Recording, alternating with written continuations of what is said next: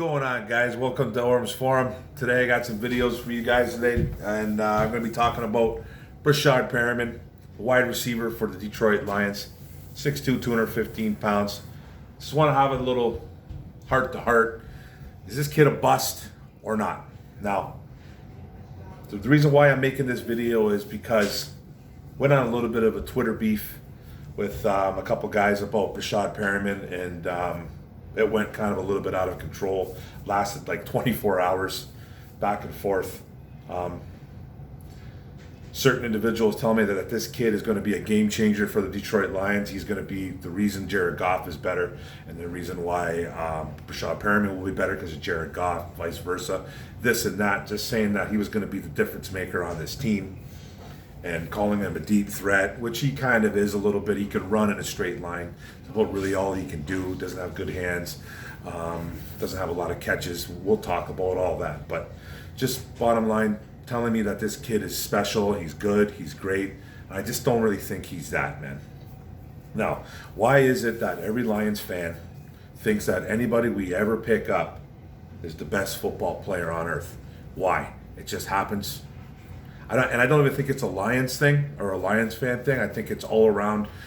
Just anybody that likes sports. It could be hockey, it could be baseball, it could be basketball. Anybody that gets picked up, that guy was phenomenal. Can't believe that guy let that other team let him go.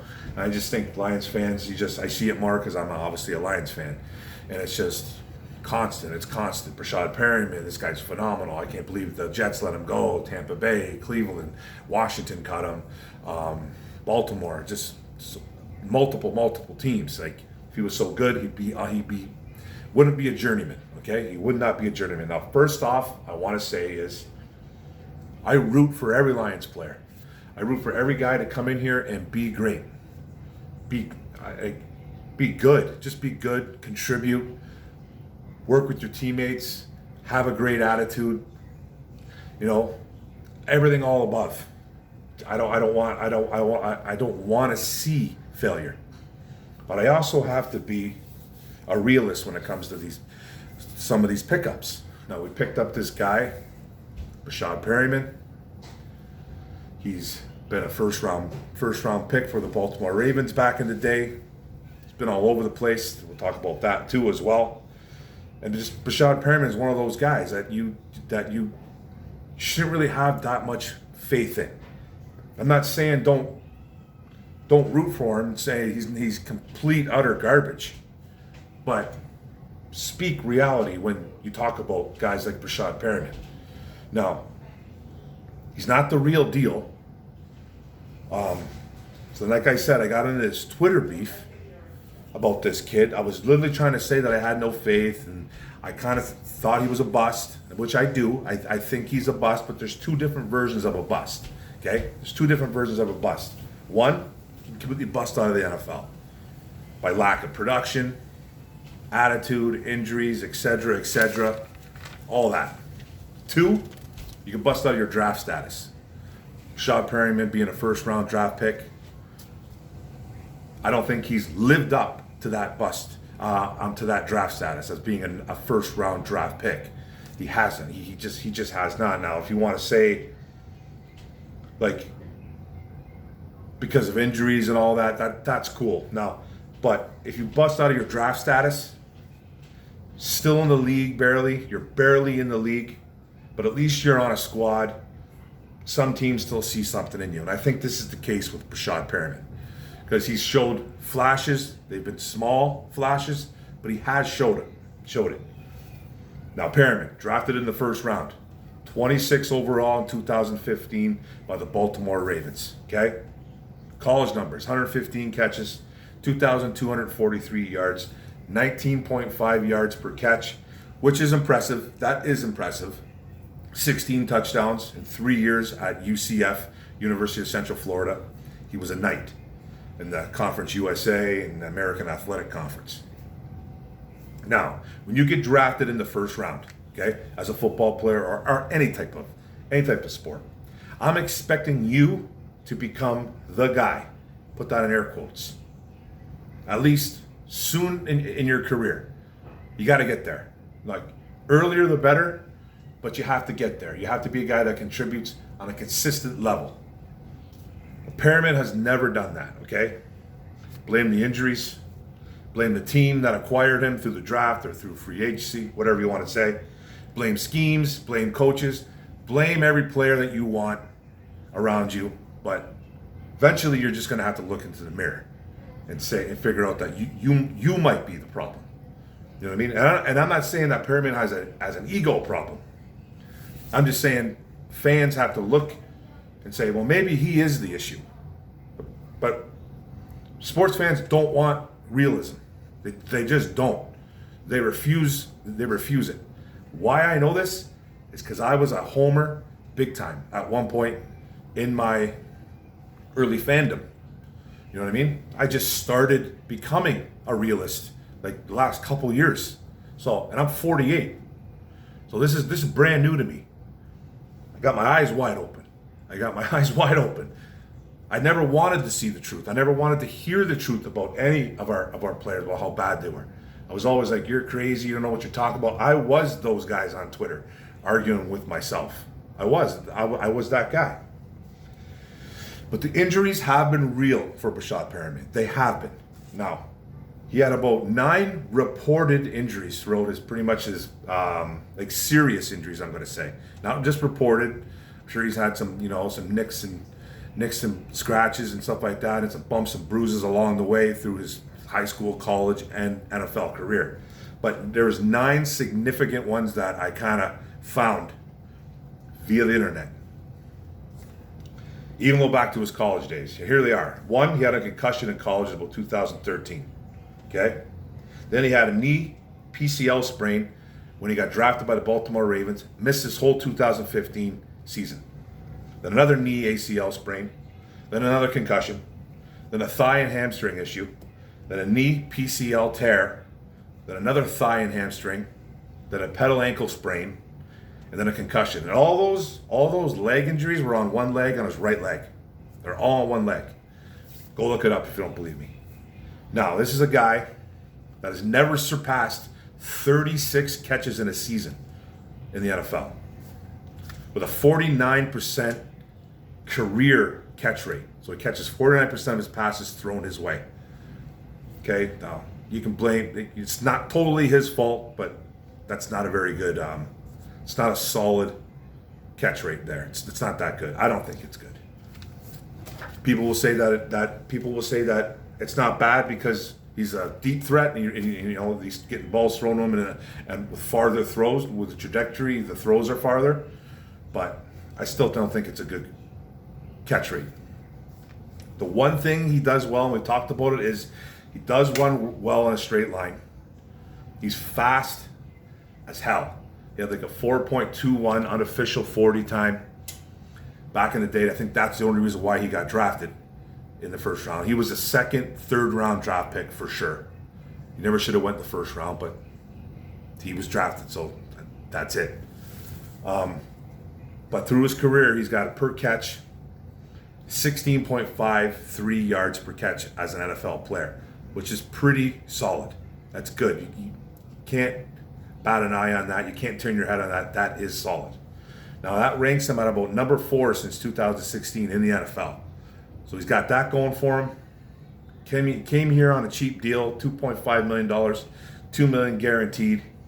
And also out of the 125 catches I did have, 84 of those catches were for first down. So that's a nice rate too. So he does a couple things pretty good. But still the inconsistency is there. The production just is not there for you to say, okay, well, he's got that, so he must be good. No, it's not. You should be better. Now here's some more info on Perriman. This one's not going to be very pretty. 2015, drafted by the Ravens, out for the year because he was hurt. 2016, still with the Ravens, didn't do much. Only caught like 4 passes. Never went over 4 passes in a game in 2016, but he did have 500 yards and a couple touchdowns. Still not first round material, but pretty much that was your rookie year. 2017, another bad year. 10 catches for 70 plus yards, 0 touchdowns, and hurt a lot. 2018, he gets shipped out of Baltimore. The Browns take a shot on him. 16 catches for 300 plus yards and 2 touchdowns. Out of Cleveland. Tampa Bay Buccaneers pick him up. Didn't do a thing for about 11 weeks in Tampa Bay. Then some injuries happened in that Tampa Bay wide receiver room. And Perriman finally became the guy. He became a guy from week 13 to week 17. He caught 25 balls for 500 plus yards and 5 touchdowns in a 5-week span. Torched the Detroit Lions in a game for 5 catches, 113 yards, and 3 touchdowns in a week 15 matchup, 38-17 loss. And shout out to 2019 Breshad Perriman and Jameis Winston for winning me a fantasy football league that year when I picked those 2 guys up. When I picked up Winston and Perriman late in the season, ended up winning my fantasy football league. Thank you. And then 2020, he chased that bag. He went to go get that money. He went to New York, became a Jet, 30 catches for 500 yards plus, and then he had 3 touchdowns. But he was getting outplayed by guys like Jamison Crowder, Braxton Berrios, and Denzel Mims. And a lot of people would say, who are those guys? You have every right to say, who are those guys? Just never living up to the first round status. Never living up to it. So that gives him a grand total of about 125 catches, 2,666 yards through the air, at a 16.5 yards per catch, which is good. That's very good. It's top 5. It's good since 2016. And then only 14 touchdowns in 5 years at a 49% catch rate. So if you knock that down to a 5-year average, which he's really been in the league for 6 though, 7 this year with the 2021 Lions. This is his average per season that he has done. 25 catches, 413.2 yards a season, and then 2.8 touchdowns a season. That's what he does. That's what you're getting from Breshad Perriman. 25 catches, 413 yards, and just under 3 touchdowns a season. That's Breshad Perriman. I had guys telling me that he was great on Twitter. There was even a guy that even told me that this guy, he lumped him in with guys like Tyreek Hill, Devontae Adams, and DeAndre Hopkins.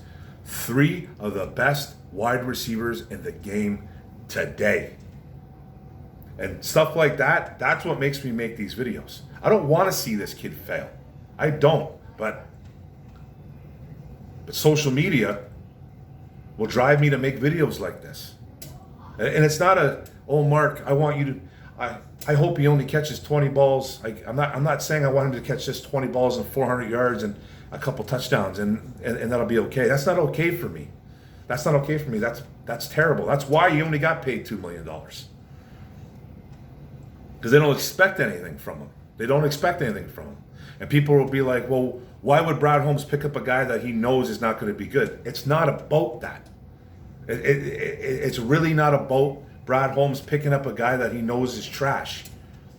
Is Breshad Perriman a really good football player? No, he's not. Is he a wide receiver in the NFL though? Is he a cheap option? Is he a guy that you can literally throw a dart at a dartboard blindly and maybe he could do something? Yeah. It's the type of pickups that Brad Holmes had to do. It was the smart thing to do. That was the whole point of me trying to talk to these guys on Twitter. And then if you say anything like bust, no faith, not good, I don't think he's going to be that good for us, you're automatically called a hater, you're called a know-nothing, and you're just a negative Nancy. You have no faith. You shouldn't even be a Lions fan. No, what it really is that I'm a realist, that I'm an actual realist. I'm not sitting here wringing my hands together hoping that he fails. It's not about that with me. It's really not. I want to tell people, I don't want to put all the eggs in one basket on Breshad Perriman, where he catches a couple balls a game and you're sitting there wondering, why is he doing this? I thought he was the guy. No, this is what he is. Brad Holmes signed him I think, to become the number two. I think he signed him to become the number two, but it looks like guys like Quintez Cephas might be overtaking him. I know early in the OTAs and the minicamp, there was big talk about Quintez stepping up his game and Perriman kind of having an up and down OTA and an up and down minicamp. It was short-lived. But you might see Quintez Cephas. You're already hearing good things about Amon-Ra. Amon-Ra is more of a slot guy, but you're hearing good things about those guys. You're not hearing great things about Perriman. It's early, but I'm telling you right now, what he is to me is that he's the guy that has busted out in his draft status. He's not a total bust where he should be thrown to the wolves. He's barely hanging on though in the NFL. I think this might be one of his last teams. He's still got youth on his side though. He's like 27 years old. He's not old. But he's not his dad. He's not Brett Perriman. And to all the young subs out there or anybody's watching this that are young, you don't know who Brett Perriman is. That's his old man. He played for the Lions for a few years back in the 90s. Google him or YouTube him. He's not his dad. Just because he wore this jersey doesn't mean he's going to be his old man. I hope he becomes his old man somehow. Because his old man before he came here was in New Orleans and he didn't do squat.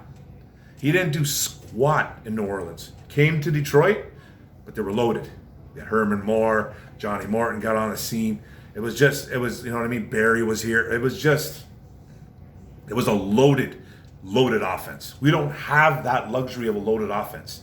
And for a team that wants to significantly they want to run the football, I don't know where Perriman fits. And you got a quarterback, and I'm not bashing Goff, but he's not exactly the best option at throwing the deep ball. And you got a guy who's best at going deep. That's his best trait. Now, he doesn't have the greatest hands, but he can run fast. 80% of the NFL can run fast. That doesn't impress me or make me excited at all. I hope this guy can contribute. I'm hoping he has 30-something catches, 40 catches, because it'll be well over his average. Because his average is 25 catches, 413 yards, and 2.8 touchdowns. If he can surpass any of those numbers, I would be shocked but impressed at the same time. So don't sit there and tell me that this guy is going to be a game changer, Breshad Perriman, when he's not going to be. He's not going to be. He might even lose his job. There's a possibility this kid could get cut. And it could happen. I don't know what's going on with these undrafted free agents, but he'll probably make the team. I'm guessing he does, unless he completely just falls flat on his face. But I don't have a lot of faith in Breshad Perriman, and I'm sorry, man. I can't pretend to anymore. Mark Orm from 2-3 years ago, he's going to tell you that Breshad Perriman's coming in here and catching 60 balls for 800 yards and 8 touchdowns. That guy's gone, man. That guy has left the building. I'm not that guy no more. I try to bring a little realism to it, a lot of realism to it. And just Lions fans, just fans in general, don't want to hear it. They don't want to hear about your players being mediocre or not that very good. They just don't want to hear it. And I get it, because I was that guy before. I was. We got to open up your ears and open up your eyes and look at these players. I study these players, man. I study these players. I went back and I was looking at a lot of his game film, a lot of his game tape, and he's an extremely lazy football player. An extremely lazy football player. He does run really well in a straight line, but he doesn't run routes. He's not going to block. He doesn't fight for the ball. He's just a lazy guy that's built like a brick house. You know what I mean? He's put together, but he's got a lot of laziness to him. He's a guy that I have really no faith in, and I hope he makes me eat my words. I really do, but I just don't see it. And then a lot of Lions fans are just like, well, this guy's going to be the greatest thing since sliced bread. Like, for your sake, I hope he does. And then if And these guys even said to me too, they were like, well, you're going to be the guy that, because I said, I go, hey, I hope I eat my words. I hope I'm wrong. They're like, well, you're the guy that's going to come on here and go, oh, I knew he was good. No, it's not about that. It's not I'm not going to come in here and point the fingers and say, well, I knew he was good. Or if he is bad, I'm not going to come on and search for guys and go, ha ha ha, I told ya. That's not my style. I'm not going to do that. But I just know what type of player he is. He's been this type of guy for 5-6 years. This is what he's been. Is he going to turn it around all of a sudden in Detroit? Show me. He's got every opportunity. That's the one word you could say about this: opportunity. That's what he has here. He has a lot of opportunity here because this wide receiving room is terrible. It's terrible. So if the one thing he does have a chance, if he can't make it in this room, if he can't be one of the top guys in this room, you're gone, bro. You're not going to be playing too many more years in the NFL. This is really his only opportunity. That's my opinion. But that's the video, guys. Thanks for listening. Thanks for a little bit of a rant there. Don't forget to hit the subscribe button on the bottom right. Don't forget to hit the notification bell, get all the videos, and don't forget to like and comment the video. Training camp has started. I will have a training camp day 1 video coming out, and maybe tonight, maybe tomorrow. But thanks, guys. Boom. Go Lions.